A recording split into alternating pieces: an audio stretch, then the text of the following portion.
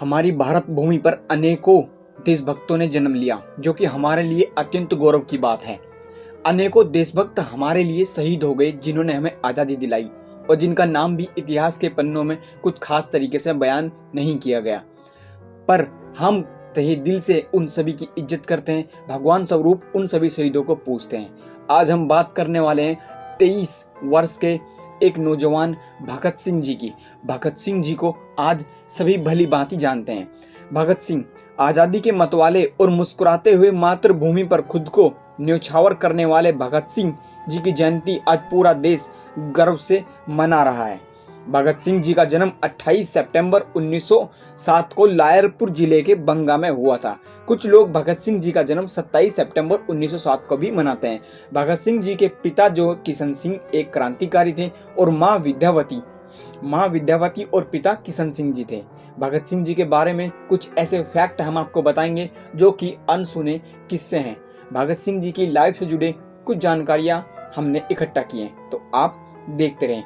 भगत सिंह जी के चाचा अजीत सिंह जी भी एक स्वतंत्रता सेनानी थे और भगत सिंह जी के चाचा भी जेल में शहीद हो गए थे, परंतु मातृभूमि का रास्ता, मातृभूमि को आज़ाद कराने के लिए अपनी लड़ाई बिल्कुल भी नहीं छोड़ी। भगत सिंह जी का सबसे पहला प्रभाव अपने चाचा जी का उनके जीवन पर बहुत गहरा पड़ा।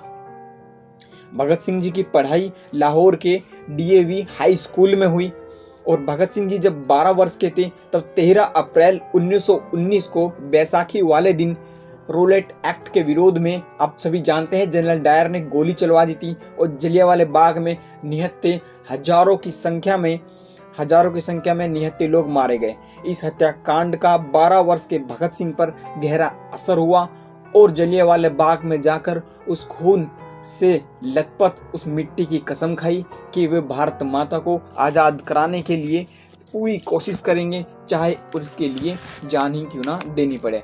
जो कि आप सभी जानते हैं, पूरी निष्ठा के साथ भगत सिंह जी ने अपना कर्तव्य पूरा किया और अपनी कसम को पूरा किया। भगत सिंह जी करतार सिंह जी को अपना गुरु मानते थे। करतार सिंह जी की उम्र भी काफ़ी ज़्यादा कम थी।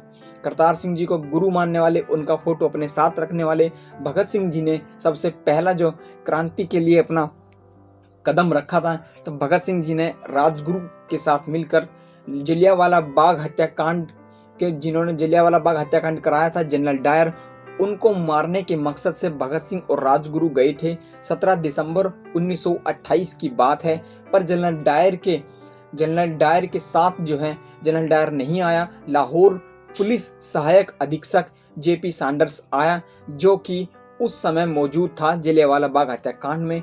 तो 17 दिसंबर 1928 को लाहौर में सहायक पुलिस अधीक्षक JP सैंडर्स को गोली मार दी, जिससे क्रांति की नई आग पैदा हुई और देश के अनेकों हिस्सों में आज़ादी को लेकर नारे लगने लगे। इनकलाब जिंदाबाद का नारा लगाते हुए बटुकेश्वर दत्त और भगत सिंह जी ने अंग्रेजी सरकार को जगाने के लिए 8 अप्रैल 1929 को अंग्रेजी सरकार को जगाने के लिए बम फेंका। लिहाजा ये बम किसी को नुकसान करने के मकसद से नहीं फेंका गया था और इससे कोई नुकसान भी नहीं हुआ, पर अंग्रेजी सरकार ने गलत इल्जाम लगाकर भगत सिंह जी को गिरफ्तार कर लिया गया। जब JP सैंडर्स को गोली मार दी गई, भगत सिंह जी के एक सबसे ज्यादा जो सहायता करते थे, उनको गुरु भाई की तरह वो भगत सिंह जी मानते थे, तो वो थे आपके पंडित चंद्रशेखर आजाद। इनकलाब जिंदाबाद का नारा लगाते हुए भगत सिंह जी कुछ कविताएं लिखते थे जो कि देशभक्ति से बिलोंग करती थी। अंग्रेजी सरकार भगत सिंह जी से काफ़ी ज़्यादा खौफ खाती थी। भगत सिंह के कुछ किस्से इस प्रकार भी हैं कि जब भगत सिंह अपने घर में होते थे तो वे अपने स्कूल, अपनी पढ़ाई या फिर खान पान से रिलेटेड बात नहीं करते थे। भगत सिंह जी ज़्यादातर क्रांतिकारियों की बात करते थे। बहुत सी कम उम्र में ही भगत सिंह जी ने अनेकों क्रांतिकारियों के बारे में पढ़ा। भगत सिंह जी पूरे दिन अपनी माता से, अपनी भाभी, अपनी चाची से ज़्यादातर बात करते थे, तो क्रांतिकारियों के बारे में बात करते थे। जैसा कि अभी हमने भाभी का जिक्र किया, तो दुर्गा भाभी भगत सिंह जी के जीवन में एक अहम और एक सबसे ज़्यादा जो महत्वपूर्ण किरदार वो रखती हैं। दुर्गा भाभी का नाम भी इतिहास के पन्नों में कम ही लिया गया। जब भगत सिंह जी को गिरफ्तार करने के लिए चारों ओर पुलिस लगी हुई थी, तो भगत सिंह जी को जब आप देखते हैं कि आपको मूंछ और कैप में आप देखते हैं, तो वो वहाँ से निकालने के लिए दुर्गा भाभी ने साथ दिया। दुर्गा भाभी भी एक बहुत बड़ी क्रांतिकारी थी जिन्होंने देश की स्वतंत्रता में एक अहम योगदान दिया। भगत सिंह जी हमेशा क्रांति की बात करते थे, अपने स्कूल में, चाहे घर में, चाहे अपने गांव में।